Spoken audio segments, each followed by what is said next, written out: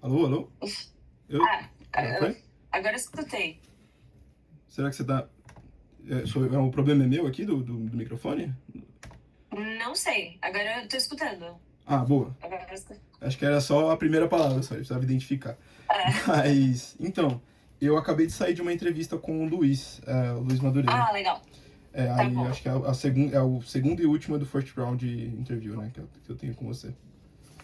Legal. Então você já tá familiarizado ali com como funciona, né? E aí a gente tem primeiro um bate-papo sobre o fit, Uhum. depois o case. Depois do case e depois abre pra perguntas mais Sim, sim. gerais. Uma coisa que eu descobri, que eu não sei se é padrão pra todos ou se foi só com o Luiz, o case que vocês aplicam é sempre algo que vocês trabalharam?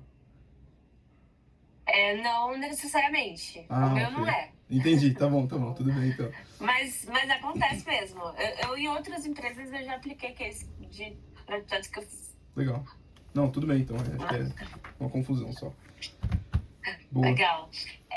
Mas é um projeto real, é que não é meu, por exemplo. Mas Uhum. case de outra pessoa que saiu do BCG, mas aí eu peguei, estudei. Então, assim, é um projeto, não foi meu, mas Sim, é um sim. projeto. Eu achei agora na última conversa com o Luiz que era sempre da pessoa, mas entendi agora.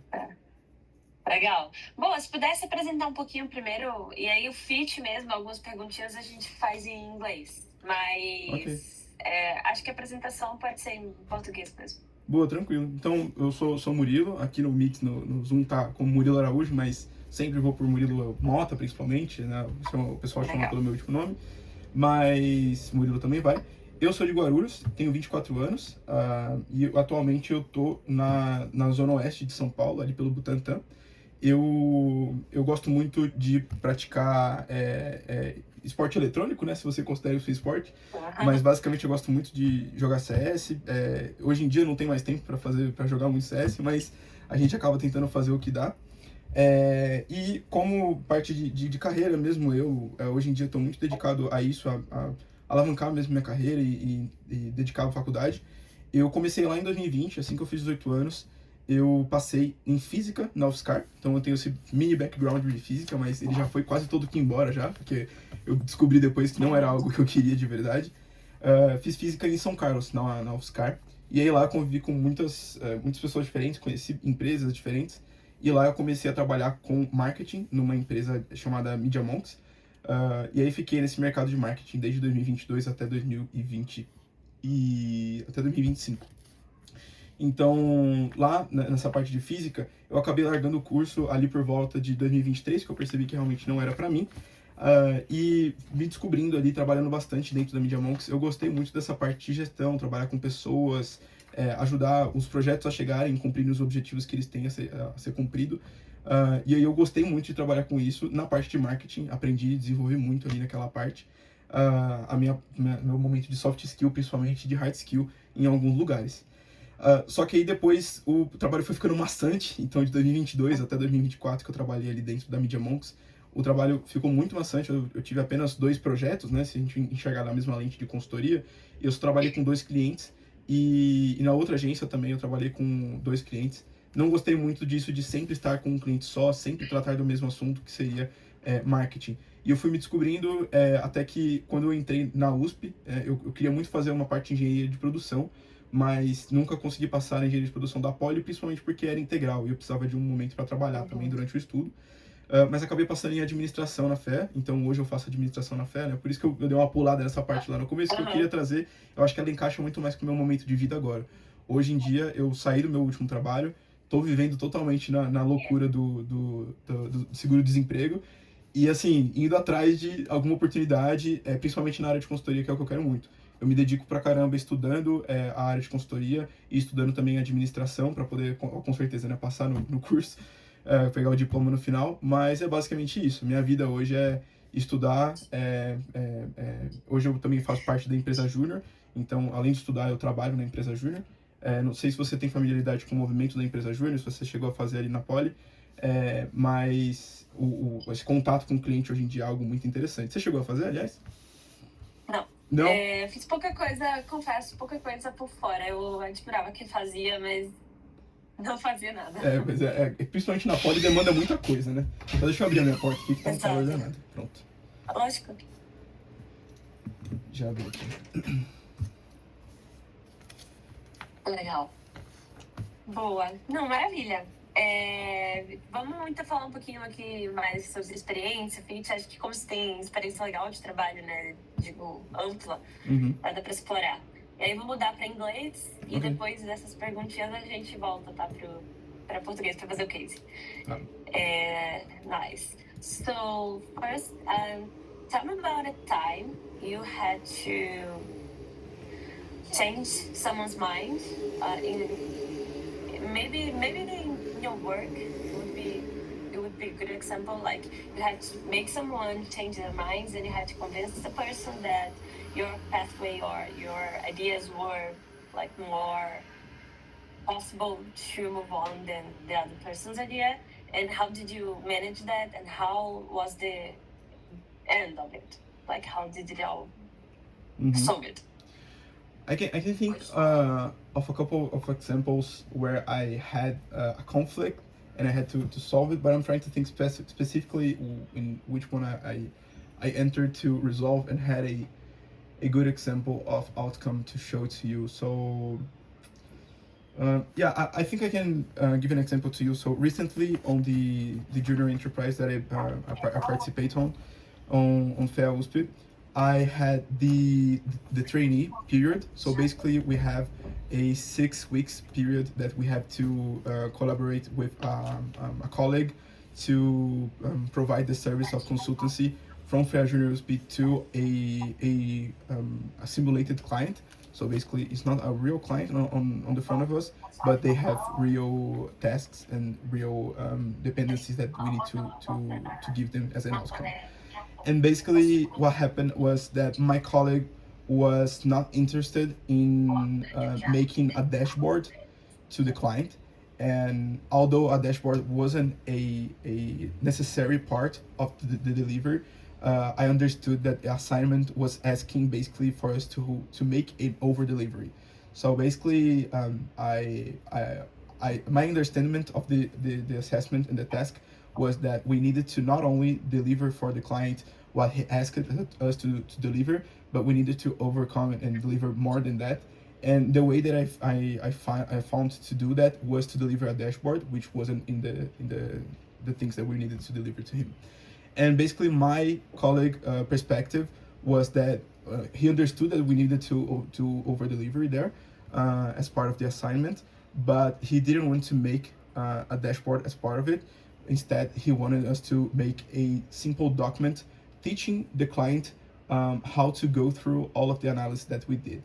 And through the back and forth that we did there, I tried to leverage, especially what I've learned on the past of utilizing active listening.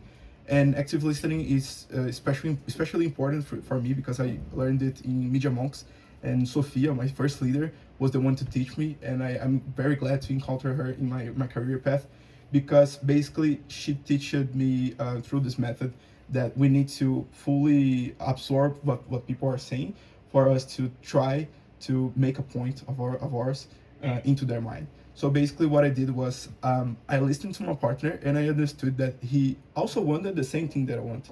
So we both wanted to deliver deliver the over delivery for the client, but in different ways.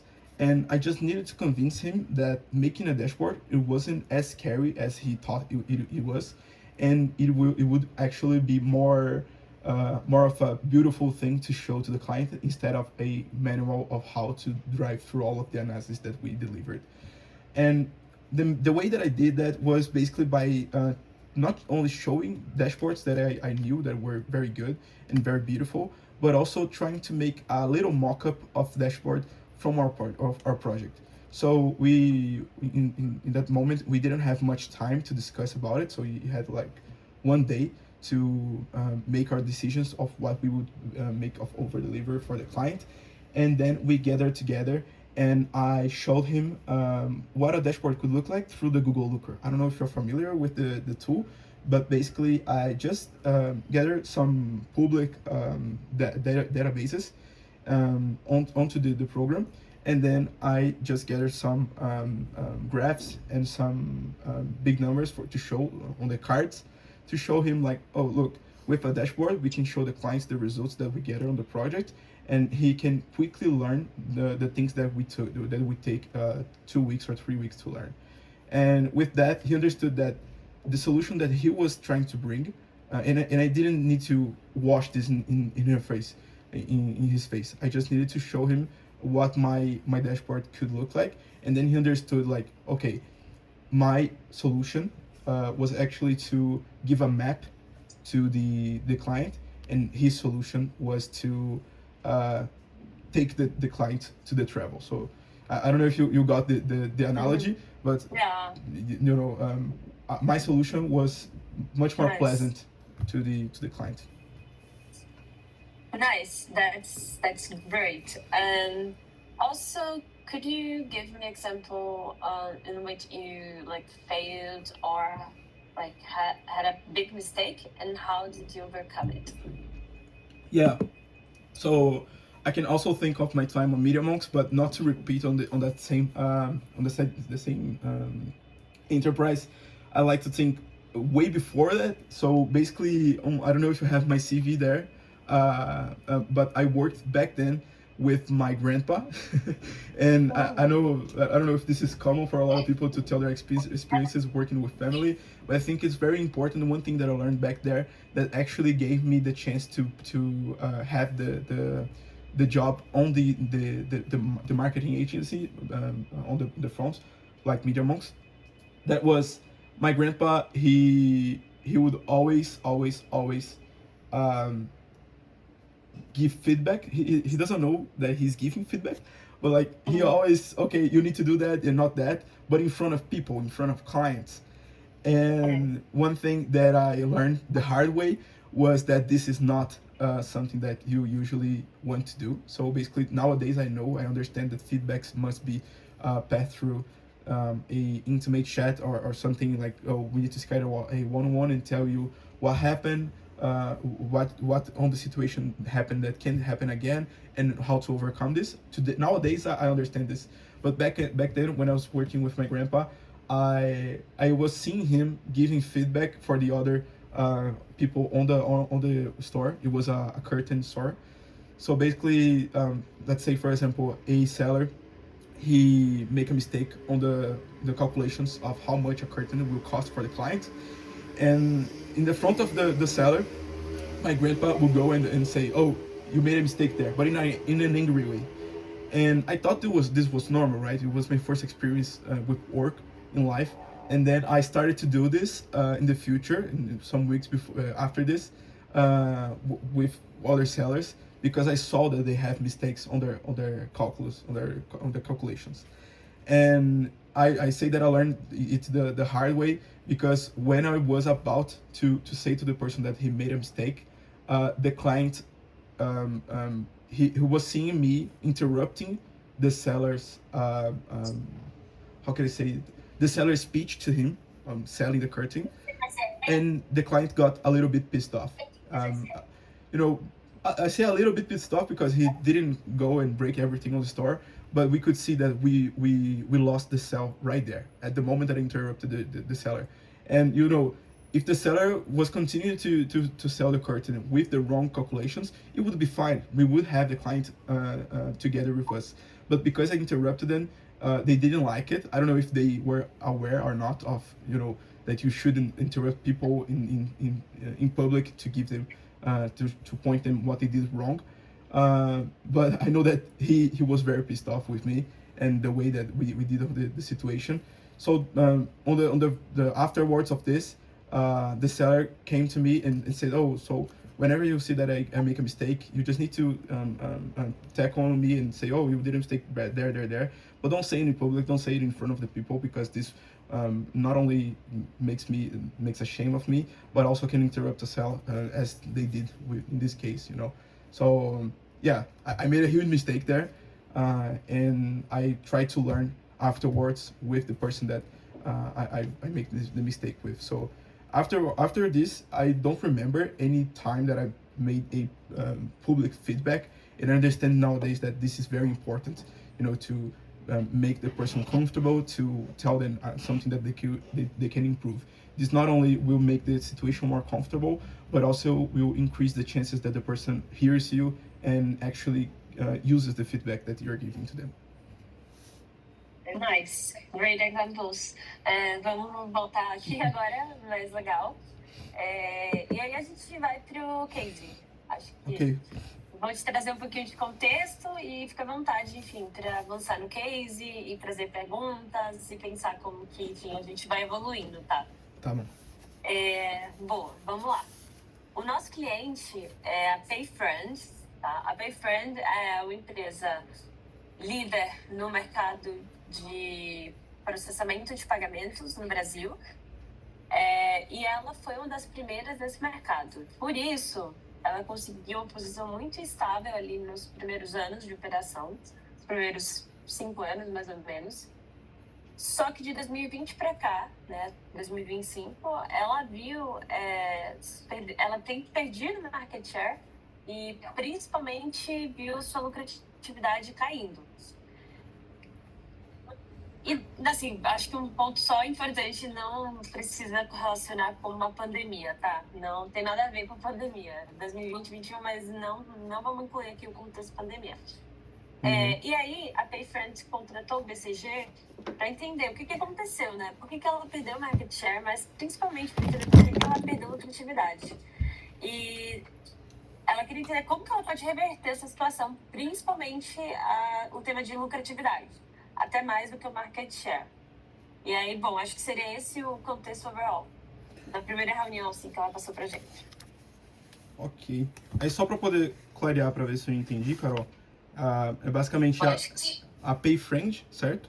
Que é a empresa. Uhum. Ela então é uma empresa de processamento de pagamento. Ela foi a primeira no mercado aqui no Brasil, que aí ela se manteve estável durante 5 anos. E ela tem visto o market share dela cair a partir de 2020 ou a partir de 2025? Não entendi essa parte. Não, a partir de 2020. De 20 a 25. Nos últimos 5 anos, ela tem visto perder market share, assim, relativamente aos poucos, mas sempre consistentemente perdendo. Ok. E lucro também. Ok. E aí, deixa eu só perguntar. Então, ela atua em todo o território do Brasil, certo? Isso. Só pra garantir. Ok. Bom, eu tô pensando aqui para poder procurar esse objetivo dela de entender por que a lucratividade dela tem caído, né, junto com o market share. Acho que eu consigo pensar em alguns blocos, principalmente, do que podem envolver isso. Eu não sei, o que você prefere? Que eu primeiro monte esses blocos assim, no meu pensamento e te fale? Ou você prefere da gente ir falando conforme o meu pensamento? Eu sei que se quiser montar, não tem problema. Tá bom, eu só vou montar aqui, só escrever pra não esquecer, e aí eu já te falo. Lógico. 30 segundinhos, por favor. Combinado.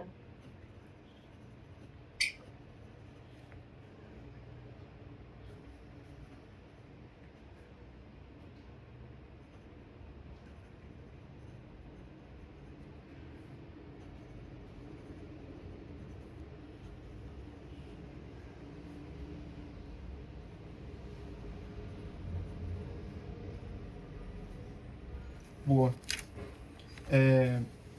Acho que só falta um outro. Boa. Eu pensei em quatro não setores, né, mas 4 caixinhas que a gente pode colocar algumas perguntas e que envolvem a gente achar esse problema da lucratividade caindo. Então, antes de chegar nesses 4, eu pensei principalmente no seguinte: a lucratividade, do que eu sei, ela pode ser calculada, né, pelo o lucro dividido pela receita da empresa, correto? Uhum. E aí, por ela estar caindo, pode ser que ou o lucro e a receita estão caindo, ou o lucro está caindo e a receita, né, ela está aumentando, então você não está tendo uma operação rentável. Enfim, existem algumas possibilidades dentro disso. Uhum. E aí, do porquê que ele pode cair, eu pensei principalmente começando por competidores. Então, você disse que ela foi uma primeira empresa a entrar no mercado. Acho que é muito interessante, né? A gente sempre vê esse movimento de... É muito bom você ser o first mover, tem alguns ônus e bônus, mas um dos ônus é que logo depois vão surgir outras empresas fazendo algo que você faz. Então, acho que é muito interessante a gente entender e explorar mais para frente se tem competidores entrando no mercado, se tem, quantos são, se ele já tem um market share colocado. Então, acho que é interessante entender isso mais para frente. Também é interessante entender da empresa em si, ali da PayFriend, se houve algum movimento, não contrário, mas se ela deixou, a partir de 2020, de acompanhar o crescimento da empresa dela. Então, a empresa ela tem se posicionado com um overhead suficiente para poder atender todas as demandas que tem tido de processamento de pagamento, porque se ela não tiver, ela pode estar perdendo oportunidade dentro do pool de clientes dela. E também pensei, em penúltimo lugar, né, tem mais um, a parte de consumidores. Se os consumidores ali de pagamentos, de processamento de pagamento, se eles estão utilizando alguma outra forma, né, não digo nem de concorrentes, mas se tem algum concorrente indireto. Então, o Pix se popularizou muito, né, de 2020 para 2025. Existe alguma correlação dessa queda da lucratividade por conta do Pix, por exemplo? Acho que é interessante da gente também explorar, e caso não tenha, a gente pode deixar de lado.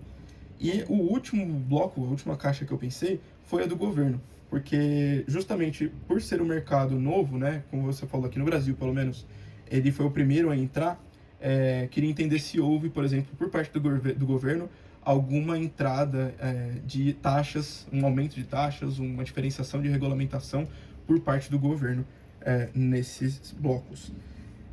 Basicamente isso que eu pensei. Você queria atacar algum em específico? Eu posso te repassar minhas perguntas? Como que você prefere fazer? Pode conduzir, assim, o que você olharia primeiro de tudo que você trouxe, como que você abordaria? Boa. Então, eu começaria, então, pensando na prioridade de todos esses daqui, da possibilidade deles acontecerem, eu iria principalmente em competidores. Acho que uma empresa, por ser a primeira, como eu disse, pode ter muitos competidores. A gente tem informação de competidores no mercado? A gente tem uma informação, vou compartilhar agora, ela é importante, mas é só ela de competidores, é o único mapeamento que a empresa tem. Deixa eu colocar. Aí. Tá, 16 para 25. Então a PayFriend.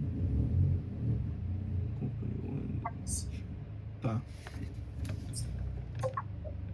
Só para entender, ela foi a primeira a entrar no mercado, mas muito antes de 2016 ainda, certo? Só pra... Ela entrou antes. Ah, isso. Tá. É que senão minha mente buga aqui na resolução. Ok. Olhando assim o gráfico, né? Acho que dá pra ver principalmente a companhia 4, PayFriend, companhia 1, 2. Não, a companhia 3 ela cresceu bastante de 2021 para 2025, dentro do possível market share dela. Mas eu tô vendo que, principalmente, né, tirando a parte de outros e a parte de companhia 4 e 3, o mercado também tem perdido espaço ou ficado na mesma. Então a companhia 2 ela não conseguiu crescer nesses últimos anos tanto, foi de 11 para 14 em 2022 para 2025, enquanto a companhia 1 e a PayFriend estão perdendo bastante espaço, na verdade.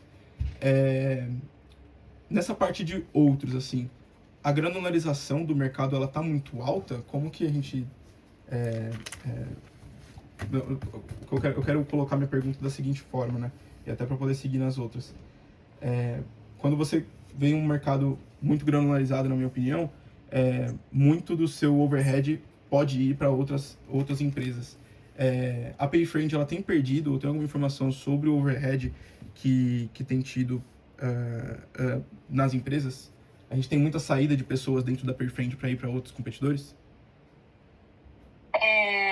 Não, isso não parece crítico. Ok. A PayFriend, ela tem um nível ok de overhead, não tá subdimensionado, não, para entrega dela. Uhum. E você falou um pouquinho da fragmentação, realmente é um mercado que ela está se tornando muito fragmentado. E a gente conversou muito com o cliente, olhou alguns estudos, e a gente pode considerar que é um movimento natural que aconteceu em outros países e que tudo bem. E, por enquanto, a gente não precisa se preocupar com market share. O cliente quer voltar ali o foco, né, dado isso, para P1, que é a lucratividade. Ok. Tá. Eu acho que com essa informação, principalmente, eu tirei duas coisas. Aquele bloco que eu citei anteriormente de companhia, eu vou descartar ele, até por um interesse do tempo, eu acho que ele não vai estar tanto dentro aqui, né, de a gente explorar a empresa PayFriend como uma empresa. Não acho, como você falou, né, ele tá estável de questão de overhead, então eu não vou considerar isso. Mas eu vou explorar muito aquela fórmula que eu falei de lucro sobre receita. Eu queria entender, então, assim, para poder ajudar o CEO a entender o porquê que a lucratividade tem caindo, a gente tem alguma informação sobre a receita ou sobre o lucro da PayFriend? A gente tem. A gente conseguiu essas informações bem diretas de receita e custo do cliente. Ok. PayFriend Revenue and Costs. Aqui também tem os custos, né, pra gente poder calcular a lucratividade. 10 mil. Esse gráfico, só para entender, que eu não tô vendo em nenhum lugar dele falando se ele tá em milhões ou bilhões.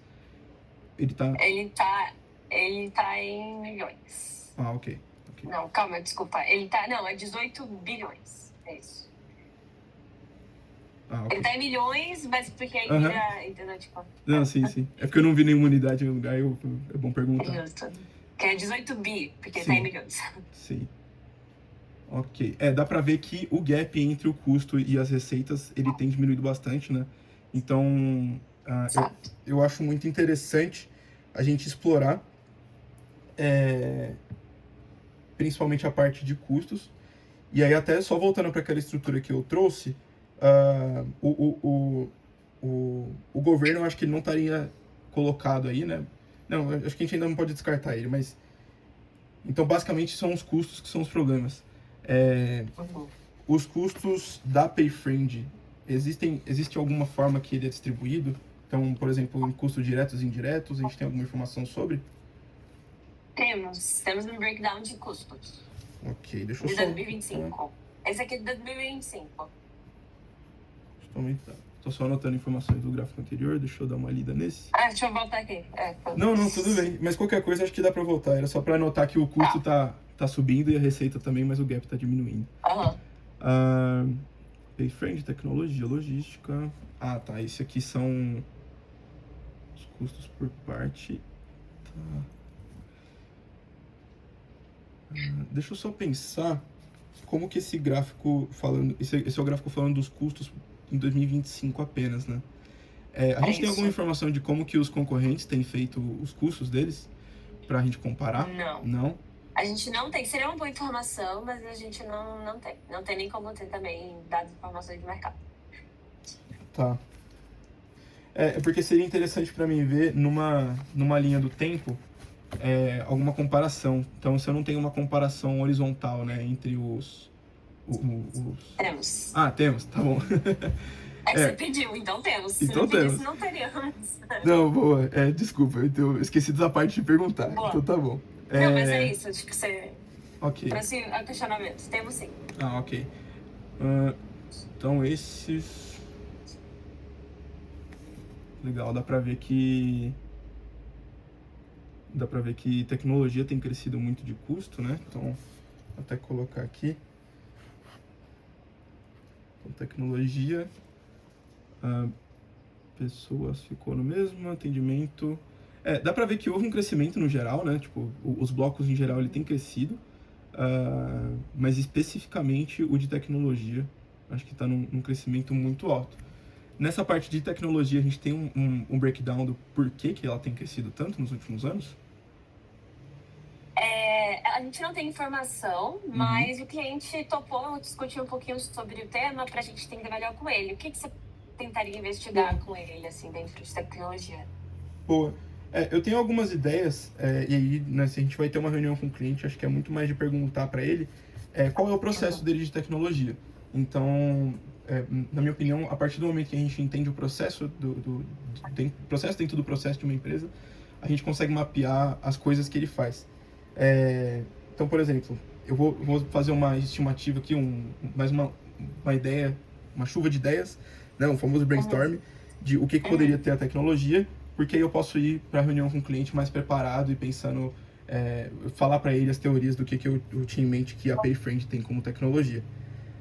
Combinado. Então, por exemplo, acho que de tecnologia você tem que considerar o software da PayFriend, né? O software que eles têm usado, como que esse software está sendo desenvolvido. ou se ele é desenvolvido in-house ou fora de casa, né? Se ele contrata alguém para fazer isso fora, imagino que seja in-house. Outra parte de tecnologia, acredito que seria interessante explorar também como é o processo para sustentar, deixa eu pensar, o uso acho que o uso de IA também, uma coisa mínima para perguntar, mas eu gostaria de entender como que ele tem utilizado, porque a gente tem visto ultimamente um crescimento, né, no custo das IAs, que tem refletido, e aí pode ser que também seja algo do tipo. E também entender com ele, eu tinha pensado numa terceira coisa e eu fiquei pensando na IA e esqueci. Sobre o marketing, já tem o atendimento cliente, o que era mesmo que eu estava pensando?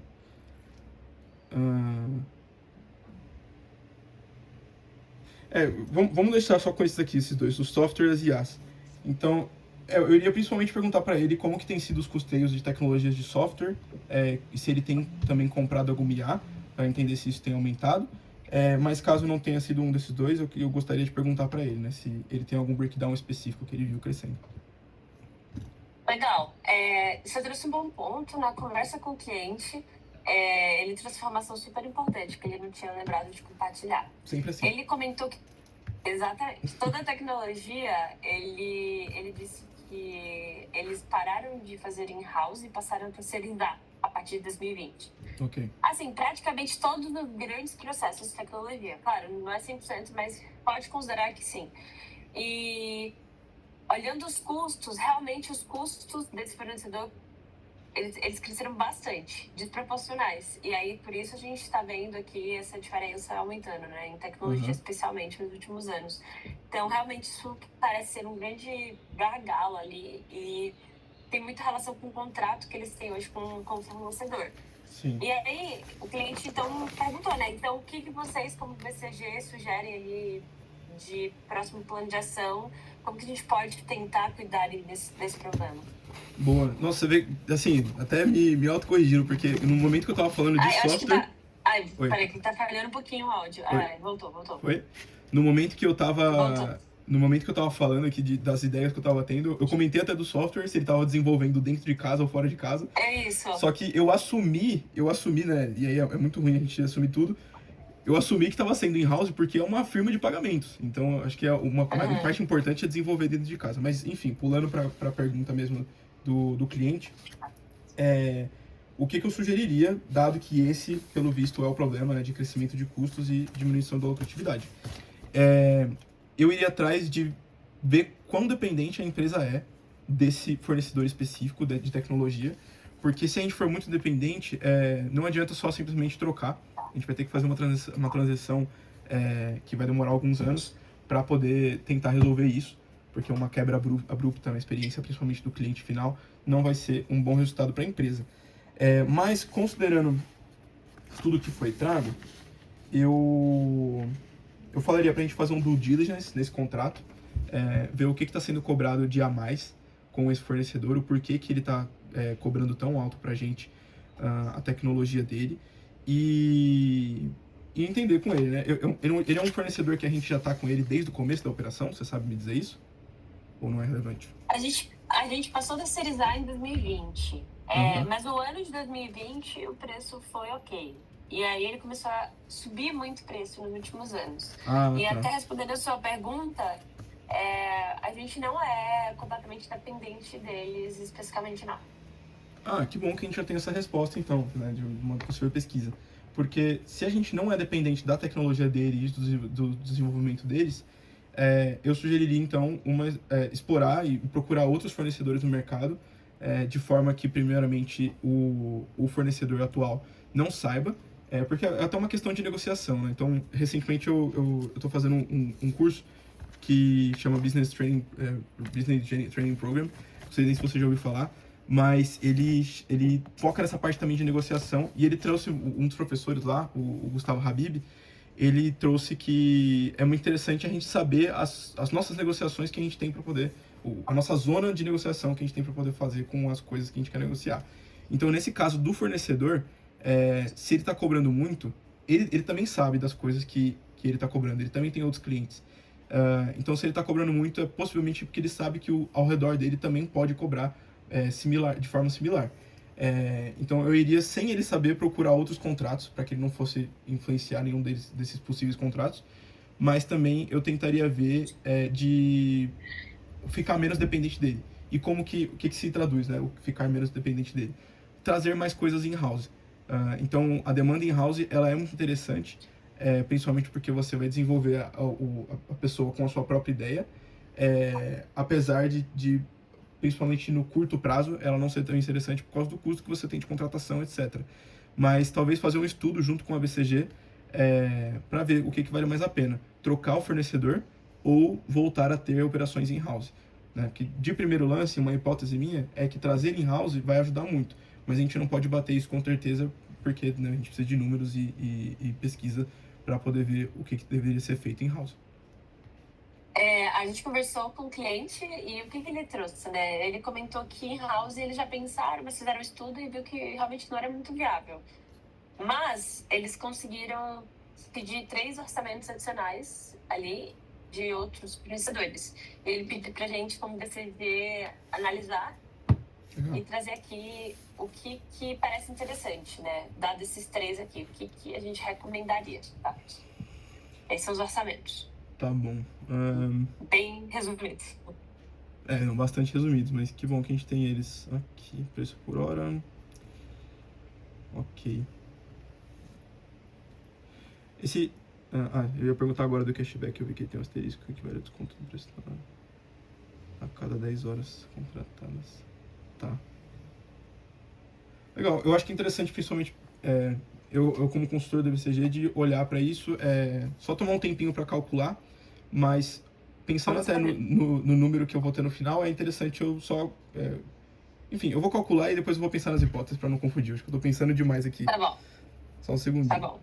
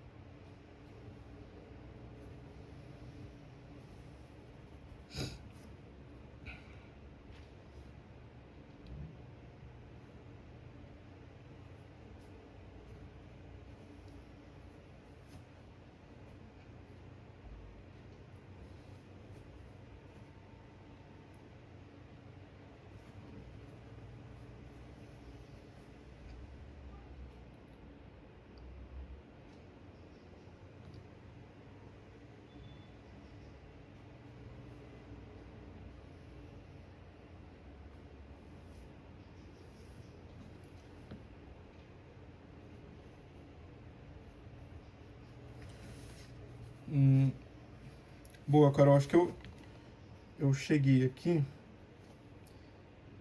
Peraí, só falta um último cálculo aqui. 211.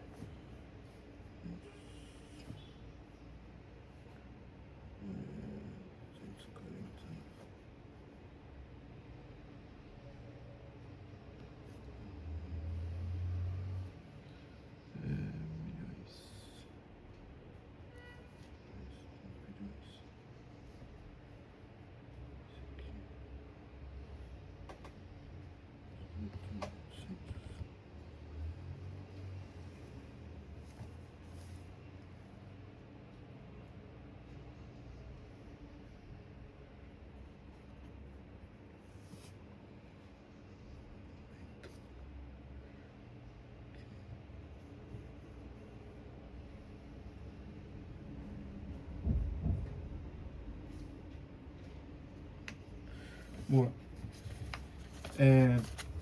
Carol, eu dei uma olhada aqui e até para poder confirmar com você os números que eu cheguei, eu basicamente multipliquei, então, começando ali pela Protec, né? Eu multipliquei as 17 milhões de horas estimadas que a gente tem com eles, vezes o 205, não considerei nenhum desconto de cashback, porque não tinha realmente ali no gráfico. Porém, para TechWise e para Budget Tech, eu multipliquei essas horas estimadas Só que, no caso, eu vi que tem essa parte do cashback ali, do desconto, e aí eu vi que a gente teria um desconto de R$ 10, no caso da TechWise, e R$ 5 no caso da Budget Tech, para cada 10 horas. Então, o que eu fiz? Eu fiz, ao invés de 221 vezes 20 milhões e esse desconto, eu fiz 211 vezes 20 milhões para dar as horas. Pode falar, desculpa. Não, Tá. pode falar. Só vou trocar aqui de tela pra Ok. acompanhar. E aí da Budget Tech eu fiz os 18 milhões que ela me deu, com o desconto ali dos R$ 5, que daria vezes 210. No caso da Budget Tech, eu cheguei no valor de 3.780, né? Isso bilhões, então 3,78 bilhões com B. 78. Qual foi a conta exatamente, só pra ter certeza? Foi 210. Foi 210, que foi o preço da hora com o desconto, vezes 18 milhões. Tá. Mas aí você abateu, então, o valor já do preço hora, né? Você não fez por parte. Eu abati. Então, é que eu me confundi um pouco com esse preço esse valor do preço hora. Ele tira esse valor, esses R$ 5 do preço hora, a cada 10 horas que a gente tem. Eu acho que a forma boa de pensar é isso. A gente tem o preço full. Aí depois a gente pode entender como que a gente abate com o cashback. Então, poxa, a gente vai pagar o preço full, 221. Mas a gente vai ter adicionalmente um desconto, tá? Tá, mas como é bom repassar com você as contas, então eu acho que consegui pensar numa forma aqui de descontar. Deixa eu só pensar aqui, eu vou fazer o seguinte. Então, o do TechWise eu acho que tá correto, ele tá 3,48 mais ou menos bilhão, que ele não tem nenhum desconto. Isso. Agora, dos outros dois, eu vou só fazer o seguinte. 10, 200, 420, isso. Menos 2 milhões, vezes 10, 20 milhões. Então, isso aqui é 4,4. E o outro vai ser 3,215 vezes 18. Isso vai dar 10, 180, 90, 100, 270. Aqui. 70. 3, 870. Menos R$ 5 a cada 10 horas, que é 1,8. Então dá 9 milhões.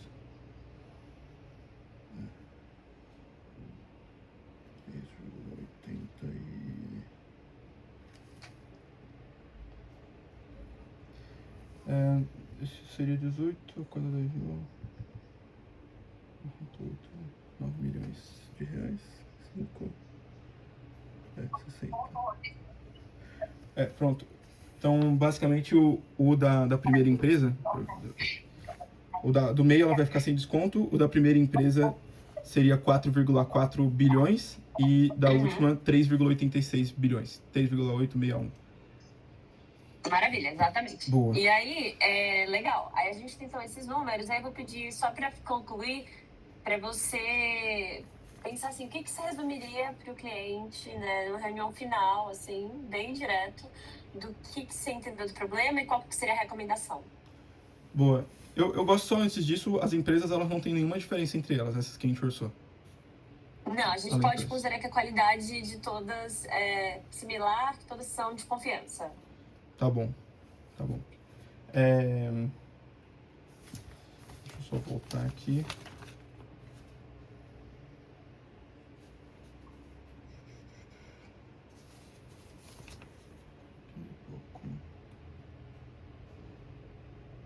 Boa.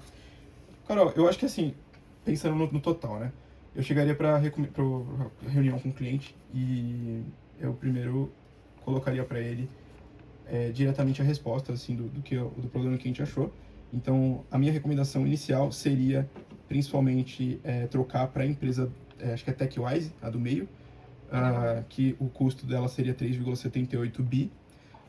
justamente por conta desse decrease de 15, né, de 18 milhões que a gente tinha de receita, não, 15 bilhões de custo que a gente tinha em 2025, para esse novo patamar ali de um pouco menos do que 4 bilhões.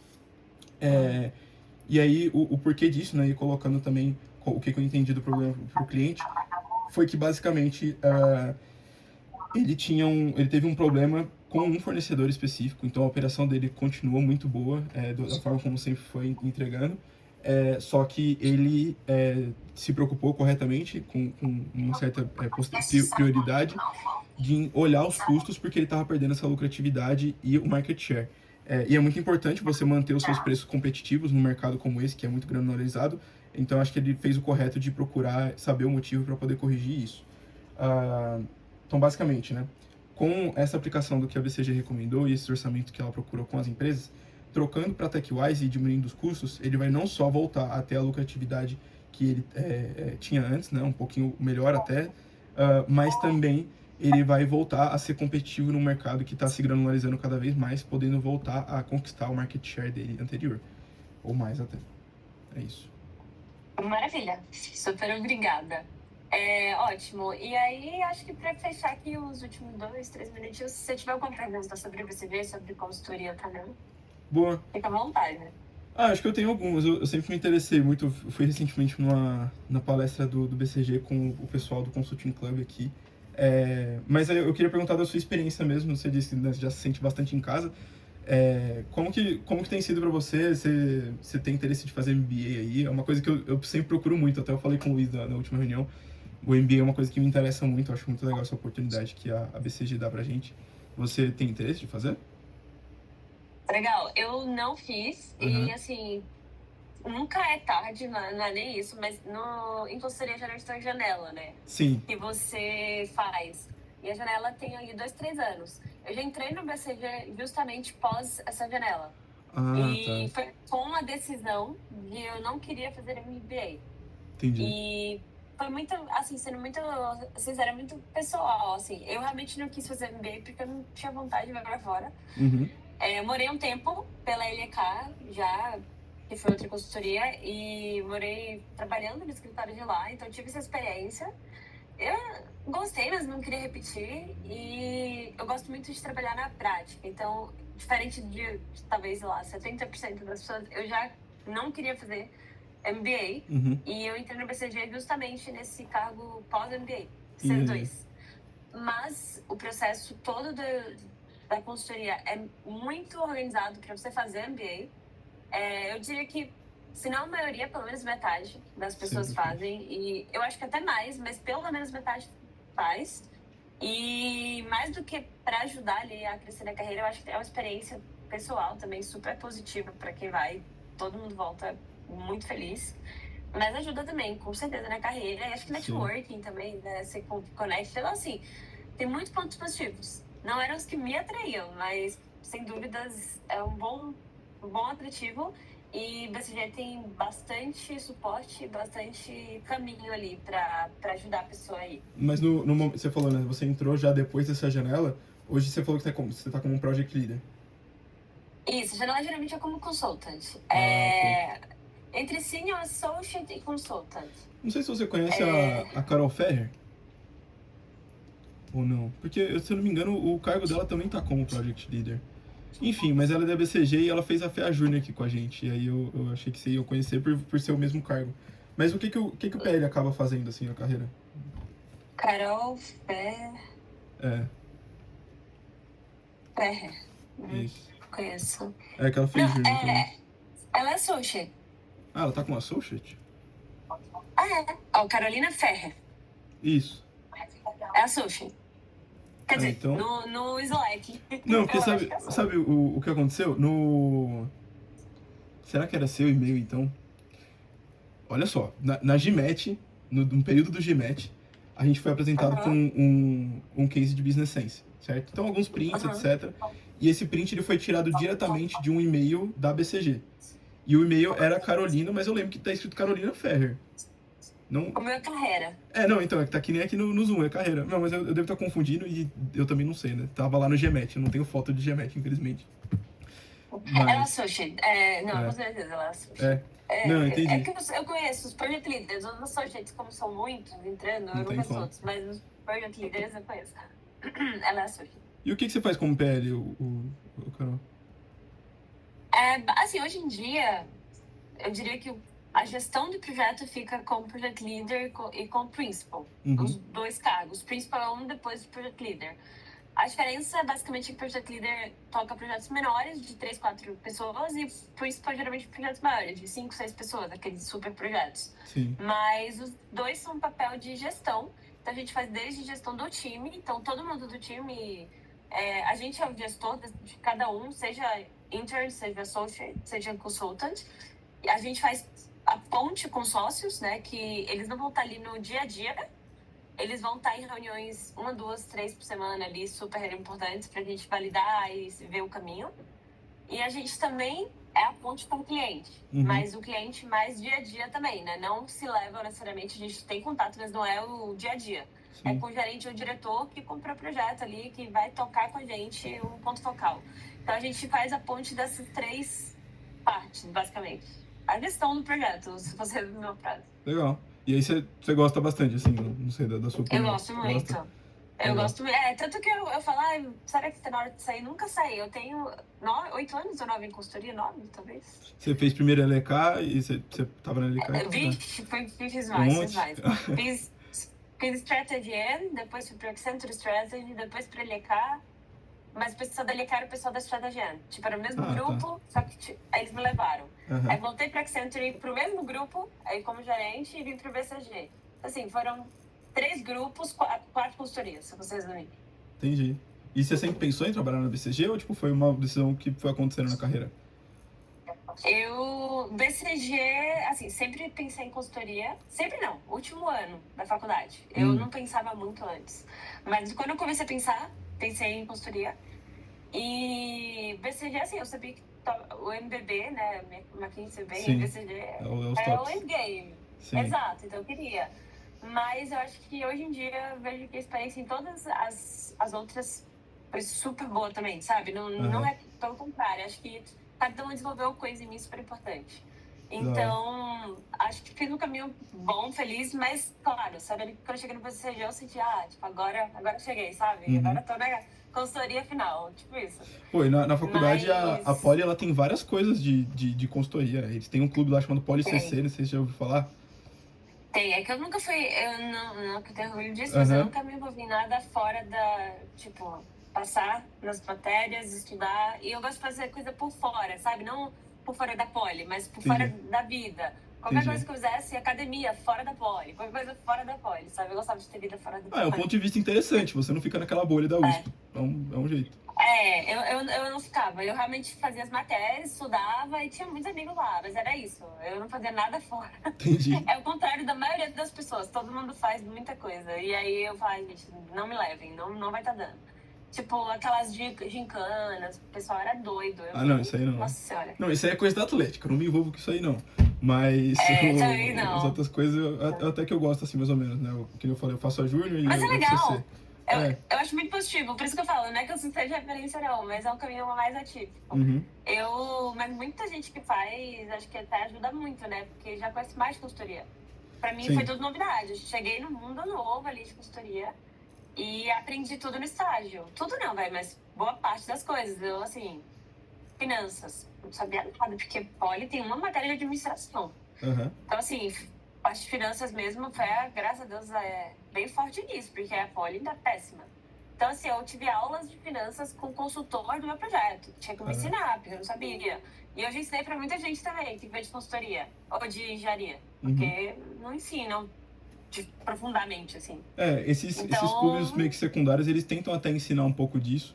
Mas é um negócio que é muito interessante você aprender com a vida também. Não sei da sua experiência, você falou que aprendeu com a vida, mas não sei se você acha que seria melhor na faculdade, antes ou depois, mas eu acho que é interessante nos dois casos. É isso, eu acho que tem uma vantagem de você participar desses clubes, você se prepara mais, você chega, sei olhar DRE, balança, né? E eu não, eu cheguei sabendo fazer com engenharia de civil. Sim. Eu tô no terceiro semestre, eu aprendi sobre consultoria, essas coisas, a partir desses clubes só. Exato. Disso. É isso. Mas eu acho que, assim, todos os caminhos são super bons e, de verdade, pra quem quer MBA, é um excelente caminho também. Uhum. Muita gente faz. Eu fui mais específica por ter vindo de outra consultoria.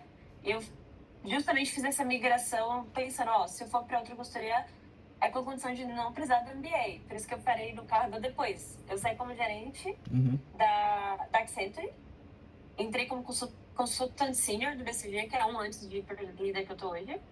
Mas eu entrei já alinhada que não teria o MBA. Já sabendo disso. E aí, pra mim foi bom, mas a maioria das pessoas é o contrário. Entendi. Não, é uma perspectiva legal. Que é interessante saber que tem gente que pensa mais assim, né? Fora do MBA. Legal. Boa. Eu vou ter que ir pra outra que tem entrevista até às 8. Mas super Corre obrigada. lá, corre lá. Você não pode me falar se você achou que eu fui bem, né? Você tá contra as regras. Oh, meu Deus do céu, a ansiedade vai me consumir. Tchau, Carol. Boa entrevista lá. Tchau. Obrigada. Tá bom.